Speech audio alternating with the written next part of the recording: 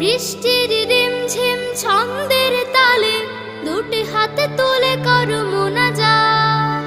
বজ্রপাতের মৃত্যু হতে প্রভু আমাদের করো তুমি হেফাজত। আল্লাহুম্মা সাইয়্যিবান নাফিআ, আল্লাহুম্মা সাইয়্যিবান নাফিআ, আল্লাহুম্মা সাইয়্যিবান নাফিআ, আল্লাহুম্মা সাইয়্যিবান নাফিআ।